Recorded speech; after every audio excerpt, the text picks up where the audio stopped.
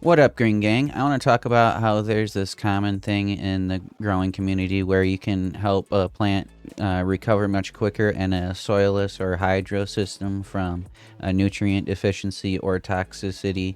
And there's partial truths to that, but I also want to bring up many different ways in which are readily available and very quick working fixes for a living soil system or an organic grower, because I think a lot of people don't know about these different ways that are more instant of a fix than just top dressing and waiting. So I figured that would go over those because that might make a difference in somebody's growing medium choice and the way that they like to grow. So before we get into it, I want to give a huge shout out to Mars Hydro for sponsoring part of this video. Mars Hydro has tons of grow equipment in their product line, and their customer service and equipment keep improving over time. Here's the FC6500, a 730 watt bar style light that gets a usable photon efficiency of 2.38, which is extremely great. This light is equipped with close to 5000K and 3000K full spectrum white LEDs, as well as 660 nanometer Osram reds. The driver can also be installed either inside or outside the tent, and it comes with brackets for both. This is by far their best light, in my opinion. Their 5x5 tent has quality construction, and I appreciate the zipper flap that will prevent the light leaks when the zipper gets a little worn from use. And they also recently put out a fan filter controller combo that controls the exhaust fan via temp or humidity readings, which is super convenient.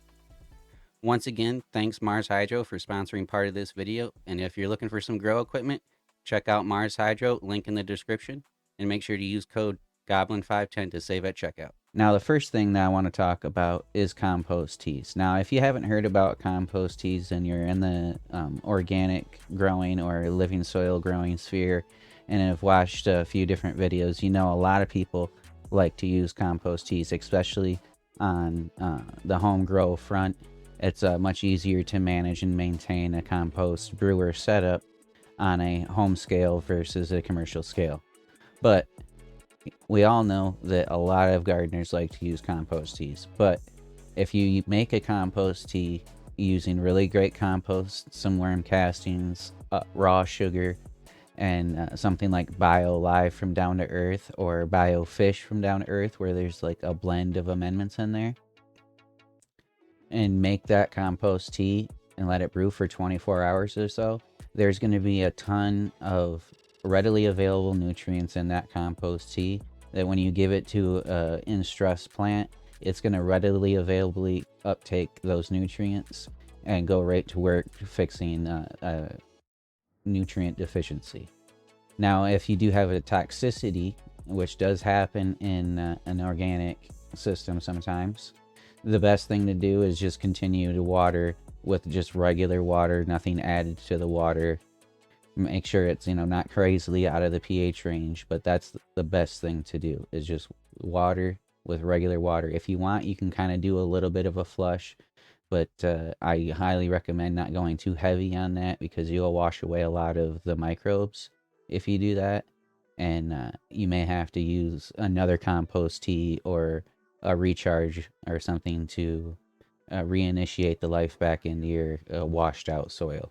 On the nutrient deficiency front, there's another thing that you can do is have a pre-prepared top dressing kit, pretty much, where you take some compost and some worm castings and you mix that together really well, and then you take some of the dry amendments from Down to Earth or Build the Soil or somebody, and you take 1.5 tablespoons per gallon of the compost slash worm castings, and you mix that in there and set that aside and let that cook per se, but it's more let that decompose and compost, and you'll have a really rich nutrient dense top layer that you can put on some plants if they become stressed out or nutrient deficient, that you can water directly in, and it will have a ton of readily available nutrients to work quickly on your nutrient deficient problem.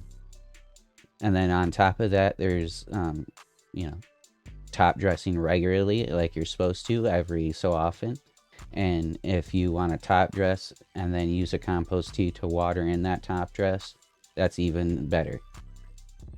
Now, if you're more on the Jadam KNF, natural farming kick, and you like to do a lot of DIY of your own inputs into your farm, yeah, you got the fish amino acids, you got the water soluble calcium, you got the water soluble phosphate, fermented fruit and plant juices.